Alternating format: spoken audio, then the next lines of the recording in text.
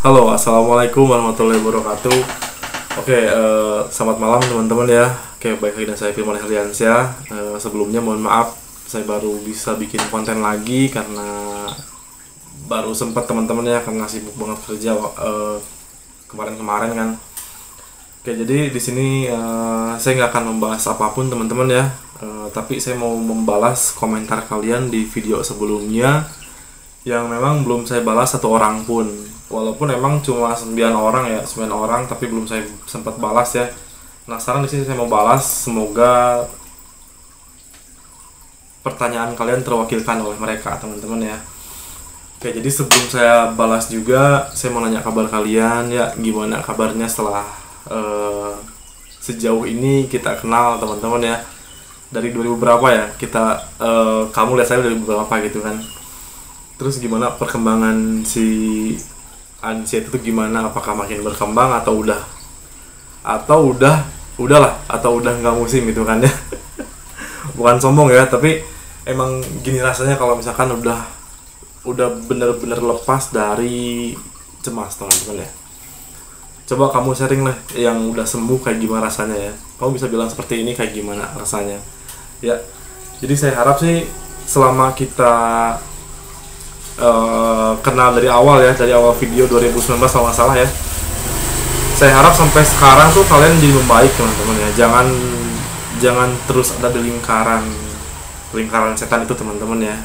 Itu saya bilang lingkaran setan dulu ya, karena apa ya, karena dulu tuh takutnya tuh ngeluping gitu, jadi repeat terus, takut hal yang sama terus, takut itu beda-beda ya kan.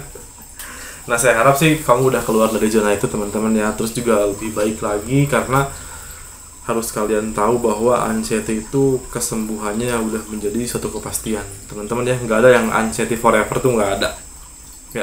Semuanya pasti sembuh, sehat kembali, bahkan itu hidupnya kebanyakan ya lebih baik dari sebelumnya. Karena ketika kena anxiety itu kita banyak belajar hal positif, dari mulai pola makan, pola hidup, bahkan ibadah juga makin mantap teman-teman ya.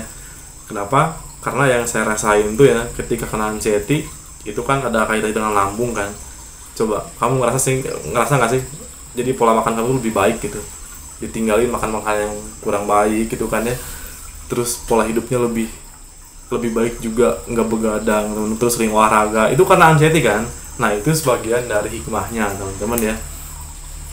Yang paling luar biasa itu sih yang aku rasain ya, jadi apa ya, lebih religius ya. Jadi takut buat ninggalin sesuatu, takut jujur ya. Waktu sebelum kena anxiety aku itu bolong-bolong, tapi setelah kena itu jadi lebih sering mendekatkan diri dengan Tuhan teman-teman ya. Nah, itu hikmahnya ya. Makanya di sini nggak ada yang anxiety forever, yang ada juga kamu makin baik ya, makin kualitas lah hidupnya ya, karena pelajaran itu lebih berharga teman-teman ya. Oke, jadi langsung saja saya mau baca satu-satu di sini ya. Video yang sebelumnya teman-teman, yang sebelum ini banget ya, ada komentar nih ya dari beberapa teman kita yang nanya. Yang pertama dari Mo Farel teman-teman ya, Mo Farel 1132. Katanya sering bikin video motivasi anxiety mas. Oke. Kalau misalkan saya bukan sempet ya, saya pasti nyempetin ya buat kalian teman-teman. Buat kalian pasti saya nyempetin teman-teman ya, bikin video motivasi anxiety. Aku punya satu video ya, bukan satu video sih, kalau dibahas tuh banyak banget ya. Jadi motivasinya itu dari orang yang kena anxiety berapa tahun kemudian dia sembuh ya. Jadi saya nggak tahu orang yang tahun kemana ya, tahun keberapa saya lupa lagi, tapi dia ngerasa pernah chatting sama saya ya. Terus tiba-tiba ngechat tuh ya, katanya dia bilang terima kasih katanya, saya udah sembuh katanya ya. Dan saya tuh udah lupa ini yang mana gitu, tapi apa ya, tapi saya ngerasa apa ya, bangga lah, bahagia juga ya, turut bahagia ketika kamu udah sembuh dan kamu ingat saya gitu. Padahal bukan saya berarti lupa ya, karena saking banyaknya teman-teman ya, saking banyaknya, tapi ada dia masih ingat udah berapa tahun gitu kan saya udah sembuh ya. Pokoknya seru lah ceritanya, ntar aku liatin screenshotnya ya teman-teman ya. Ini buat mau Farel, ntar aku liatin ya di video berikutnya, kamu nonton terus ya. Oke, yang kedua dari Kang Ipai 90. Oke, dari Kang Ipai, kalau konsul ke psikiater kena biaya berapa mas? Aku itu ke psikiater sama obat ya, sama obat 350.000. 2000 berapa ya? 2019. Iya, kalau nggak salah 2000. Iya, tahun-tahun gitu lah. Pokoknya aku pernah bikin video tentang konsul ke psikiater, coba kamu scroll ke bawah. Nah, 2000 segitu ya, itu 350 kalau nggak salah teman-teman ya. Beda kalau sama psikolog ya. Beda kalau sama psikolog teman-teman ya. Nah itu ya buat Kang Ipai, coba kamu scroll ke bawah, ada videoku tentang psikiater ya. Oke, terus jadi yang ketiga dari Bang Fendi Tianto. Kak, bisa minta nomor HP? Mohon maaf ya kalau misalkan nomor handphone belum bisa saya kasih karena takutnya nggak kebalas teman-temannya, bukan so sibuk ya, tapi masih banyak orang yang sharing tentang anxiety ya, takutnya nggak kebalas juga sih ya, kayak gitu ya. Tapi bisa DM Instagram saya ya. Sama Bang Hari Farhan, Bang boleh ya, ini buat Kak Fendi sama Kak Hari Farhan, bisa DM IG saya ya. Jadi kalau nomor WhatsApp belum bisa saya kasih ya, takutnya gantung ya, takutnya nggak saya balas juga. Bisa DM IG aja, sama aja lah ya, sama aja. Oke, terus dari Kak Nanang Kosim. Kak, mohon infonya apakah aslam bisa menyebabkan sakit gigi? Sejauh ini saya nggak tahu ya, yang saya rasain waktu asam lambung tuh nggak sampai sakit gigi sih, cuman yang paling parahnya tuh sampai nyalak aja, sesak, itu yang paling parah sih. Ya pengalaman saya di asam lambung nggak pernah sampai sakit gigi ya. Mungkin beda pengalaman sama yang lain teman-teman, coba kamu sharing di bawah ini deh. Kalau saya sih nggak sampai sakit gigi, cuman nyelak aja sih, sesak gitu ya, sesak. Oke, berikutnya dari Inalina 50.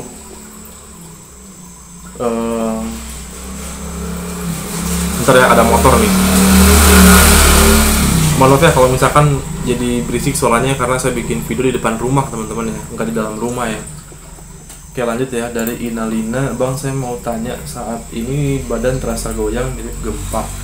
Yang paling berat dirasa ke arah kaki bergoyang, apalagi kalau jongkok, tapi kadang kambuh, kadang tidak. Kalau pas sore ke malam muncul. Ini apa solusinya dan kenapa saya?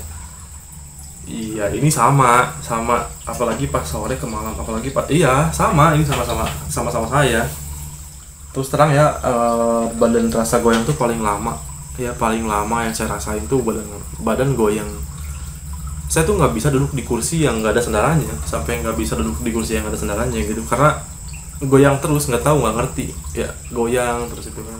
Kalau ngelamun ya goyang, atau gini nih, kalau kamu lagi bengong ya, terus merhatiin detak jantung kamu gitu, dek, itu terasa goyang.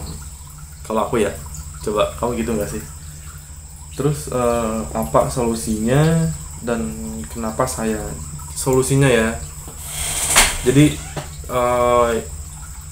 menurut pengalaman pribadi ya, untuk mengatasi badan goyang tuh saya nggak pakai obat-obatan khusus teman-teman ya, tapi yang pasti seenggaknya kamu jangan dulu begadang sih solusinya ya. Tapi jangan, karena saya bicara jangan begadang sekarang terus kamu nggak begadang ya, itu sehari doang, berikutnya kamu masih begadang, masih main handphone sampai ketiduran teman-teman ya, masih kurang minum. Nah enggak, tapi ini berproses. Kalau misalkan saya bicara hindari begadang, itu jadiin habit, karena itu ngaruh juga ke kelayangan kamu, ke goyang kamu ngaruh juga. Jadi nggak balance. Saya ngerti kondisinya kayak gimana, karena saya ngalamin, dan ini paling lama yang saya rasain teman-teman ya. Itu sih. badan terasa goyang. Sama sih, yang paling berat rasa ke arah kaki bergoyang, apalagi kalau jongkok. Tapi kadang kamu kadang tidak, ya nikmatilah ya, ntar juga sembuh. Kadang kamu kadang tidak mau sembuh, berarti ya nikmati aja lah, nggak usah dipikirin sih. Maksudnya jangan terlalu dipikirin berlebihan, itu sih intinya. Kalau dipikirin berlebihan ntar kamu makin pusing, makin banyak pikiran, otak kamu nggak fresh teman-teman ya, terus mikirin goyang-goyang, akhirnya terjadilah goyang teman-teman ya. Jadi jangan terlalu dipikirin. Terus di bawahnya juga sama nih, sama seperti yang saya rasakan itu dari Nita Maya tuh kan sama kan. Ya memang ini lumrah ya, orang anxiety pasti ngerasain hal yang sama.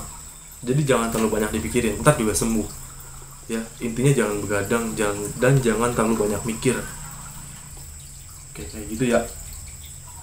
Oke, jadi mungkin segitu aja ya yang komen di video sebelumnya teman-teman ya. Terus ada juga dari Bang Yudi nih, nikmati top kayak gitu sering muncul ya. Emang bukan sama kan, semua sama. Jadi semangat buat kalian ya yang masih ngerasain sensasi anxiety. Saya harap nggak berlanjut lama ya, karena nggak nyaman sih ya, nggak nyaman banget lah. Apa yang kamu rasain juga saya pernah ngerasain ya, dan itu nggak nyaman banget. Dan saya harap di sini kamu cepat-cepat sembuh dari anxiety ini teman-teman ya, karena teman saya tuh udah pada sembuh ya, kebanyakan sampai adalah 90% mereka sembuh semua sih ya. Dan saya harap kamu juga ikut nyusul ya, jangan ada sensasi yang lain lagi teman-teman ya. Nanti kamu bisa ngerasain gimana rasanya ketika udah sembuh ya, fresh banget lah, plong gitu pikiran tuh ya. Pokoknya enak lah, badan ntar juga gemuk lagi, pokoknya senang hati senang pikiran, gemuk aja ya. Saya harap sih kayak gitu teman-teman ya. Oke, jadi videonya mungkin kayak gitu aja. Kurang lebihnya saya mohon maaf ya kalau misalkan ada kata-kata yang gak enak atau misalkan kontennya kurang menarik nih, mohon maaf ya, karena saya baru bikin video lagi. Ntar mungkin kedepannya saya akan bahas mengenai hal yang lain teman-teman ya. Oke, terima kasih. Assalamualaikum warahmatullahi wabarakatuh.